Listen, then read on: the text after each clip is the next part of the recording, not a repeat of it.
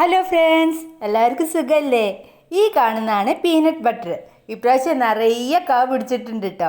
ഇതിനൊരു നമ്മുടെ നിലക്കടലേൻ്റെ സ്വാദാട്ടോ അതിനുണ്ടാവുക. ഈ കാണുന്നതാണ് മുന്തിരിപ്പേര. അപ്പോൾ ഒന്ന് രണ്ടെണ്ണം വീണുപോയി. അപ്പോൾ അത് പെറുക്കിയെടുത്തതാണ് കണ്ടപ്പോൾ കേട്ടോ. ഇങ്ങനെ കൊലകൊലയായിട്ടാണ് ഈ മുന്തിരിപ്പേര ഉണ്ടാവുക. ഇന്ന് എല്ലാവർക്കും ഒഴിവായിരുന്നു, ഞായറാഴ്ച. അപ്പം നല്ല ഉഴുന്ന് ദോശ ഉണ്ടാക്കിയിരുന്നു കേട്ടോ. ആ ടൈമിലാണ് വിറകൊക്കെ കീറാൻ വേണ്ടിയിട്ട് ഏൽപ്പിച്ചിട്ടുണ്ടായിരുന്നു. ഇപ്പം വിറക് കീറിക്ക് എങ്ങനെയാ വെച്ചാൽ ഒരു വണ്ടി ഉണ്ട്, മഴ കൊണ്ട് കീറില്ലേ അതേമാതിരി ഉണ്ടാവും അതിൽ കീറിച്ചിട്ടുണ്ടെങ്കിൽ. അപ്പം ഞാൻ ദോശ ചുടലൊക്കെ അവിടെ നിർത്തിയിട്ടിട്ട് ഇവർക്ക് വേണ്ട വിറകുകളൊക്കെ കാണിച്ചു കൊടുക്കാൻ വേണ്ടിയിട്ട് പോയി കേട്ടോ. അപ്പോൾ നിങ്ങൾക്കൊന്ന് ഇതെങ്ങനെയൊക്കെയാണെന്ന് കാണാമല്ലോ. ഈ യന്ത്രത്തിൽ എത്ര വലിയ വണ്ണമുള്ള മുട്ടിയാണെങ്കിലും പിന്നെ കീറിക്കാൻ പറ്റും. ഇത് നമ്മുടെ തേങ്ങ പൊളിക്കുന്ന പാരുണ്ടല്ലോ, അത് കുത്തനെ വെച്ചാൽ എങ്ങനെ ഉണ്ടാവും, ആ ഒരു പ്രവർത്തനം അതിന് കണ്ടില്ലേ. അപ്പോൾ എത്ര വേഗം അറിയോ കീറണത്, നല്ല നമ്മളെ മഴ കൊണ്ട് കീറണ അതേമാതിരി ഉണ്ടായിരുന്നു. അപ്പോൾ അത് ആകുമ്പോൾ നല്ല ചൂടുണ്ടാവും, കുറച്ച് നേരം കത്തിപ്പിടിക്കുകയും ചെയ്യും. അപ്പോൾ അതൊക്കെ കീറുകയാണ് ഇപ്പോൾ കേട്ടോ. അപ്പോൾ കുറച്ച് വിറക് നല്ലോണം ഉണ്ടായിരുന്നു. അപ്പോൾ എന്തായാലും നമ്മൾ ഈ കോടാലി കൊണ്ടൊന്നും കൊത്തിയാൽ ഇതേമാതിരി വേഗമൊന്നും ആവില്ല.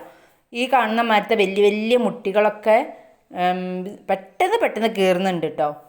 അങ്ങനെ അതൊക്കെ കീറിച്ചു. അപ്പോൾ ഈ എല്ലാത്തിനും കൂടി ഒരു 1000 രൂപയായി കേട്ടോ ഇതിന്. പിന്നെ ആ സഹായത്തിന് വന്ന അയാൾക്കും കൊടുത്തു. അങ്ങനെ എല്ലാം കൂടിയാണ് 1000 രൂപയായി. അപ്പോൾ ഇതൊക്കെ കീറി വണ്ടി പോയി. അപ്പോൾ തിരിച്ച് വന്നപ്പം മോളെ പണിയാണ് ഈ കാണുന്നത്. അവൾ ദോശ ചുട്ട് ഒരു പിന്നെ കണ്ണും മൂക്കും നാക്കൊക്കെ വെച്ചിട്ട് എനിക്ക് സർപ്രൈസ് തന്നതാണ് ഈ കാണുന്നത് കേട്ടോ. അപ്പോൾ അതങ്ങനെ. അപ്പോൾ ഞാൻ ബാക്കിയുള്ള ദോശയും കൂടിയൊക്കെ ചുട്ടു. പിന്നെ ഉള്ളി സമ്മന്തി ആയിരുന്നു കേട്ടോ ദോശയിലേക്ക്.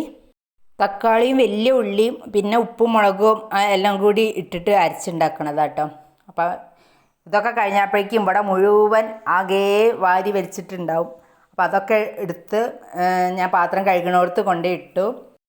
ഇനി അടുത്ത പണി തുടങ്ങണമെങ്കിൽ എനിക്കിവിടെ മുഴുവൻ വൃത്തിയായി കിടക്കണം, അല്ലെങ്കിൽ എനിക്ക് ഒരു പണി നടക്കില്ല. എൻ്റെ സ്വഭാവം അങ്ങനെയാണ് കേട്ടോ.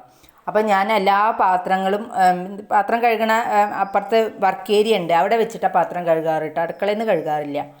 അപ്പം അവിടെയൊക്കെ കൊണ്ടുപോയിട്ടതിന് ശേഷം ഇവിടെ എല്ലാം തുടച്ച് വൃത്തിയാക്കി വെച്ചു. ഇപ്പം കാണാൻ തന്നെ എന്താ സുഖമല്ലേ. എങ്ങനെ ആകുമ്പോഴാണ് എനിക്ക് അടുത്ത പണി നടക്കുള്ളൂ. അതിൻ്റെ ഇടയ്ക്ക് ഏട്ടൻ കഷ്ണം മുറിച്ച് വെച്ചു കേട്ടോ. അതുകൊണ്ട് എനിക്ക് വലിയ സഹായമായി. ഈ പാത്രമൊക്കെ ഞാൻ കഴുകി കഴിഞ്ഞ് കഴിഞ്ഞിട്ടുണ്ടെങ്കിൽ ഇങ്ങനെ വെയിലത്ത് കഴുത്തി വയ്ക്കുക ചെയ്യുക കേട്ടോ. മറ്റേ ആ സ്ലാബിലൊക്കെ വെച്ച് കഴിഞ്ഞിട്ടുണ്ടെങ്കിൽ എപ്പോഴും ഈ വെള്ളം മേലേക്ക് മേലെ ആയിട്ടേ ഒരു വഴുവഴുപ്പ് തോന്നും. അപ്പം ഞാൻ എപ്പോഴത്തെ ഉണക്കിയിട്ട് അവിടെ കൊണ്ട് വയ്ക്കും. സ്ഥിരമായിട്ട് അങ്ങനെയാണ് ചെയ്യാറ് കേട്ടോ. ഇത് ഏട്ടൻ ശബരിമലയ്ക്ക് വേണ്ടിയിട്ട് അതിൻ്റെ ഇടയിൽ മുണ്ടൊക്കെ കഴുകി ഇട്ടതാണ്. ഊണിന് ചോറും നല്ല വെള്ളരിക്കൂട്ടാൻ ഉണ്ടാക്കിയിരുന്നു, പിന്നെ മത്തനരിശ്ശേരി ഉണ്ടാക്കിയിരുന്നു, പിന്നെ ഇവിടെ ഉണ്ടായിരുന്ന എല്ലാ കഷ്ണങ്ങളും കൂട്ടിയിട്ട് ഒരു ഉപ്പേരി ഉണ്ടാക്കി, പിന്നെ നല്ല എന്താ പറയുക നമ്മുടെ മുളക് വറുത്തു, പിന്നെ കണ്ണിമാങ്ങച്ചറും കൂടി ഉണ്ടായിരുന്നു.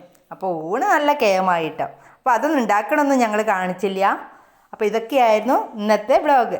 എല്ലാവർക്കും ഇഷ്ടമായോ? ഇഷ്ടമായാൽ ലൈക്ക് ചെയ്യാനും ഷെയർ ചെയ്യാനും സബ്സ്ക്രൈബ് ചെയ്യാനൊന്നും മറക്കരുതേ. കൂട്ടത്തിൽ ആ കുഞ്ഞ് ബെല്ലുണ്ട്, അതും കൂടി അമർത്തണം കേട്ടോ. അപ്പോൾ ശരി, താങ്ക് യു.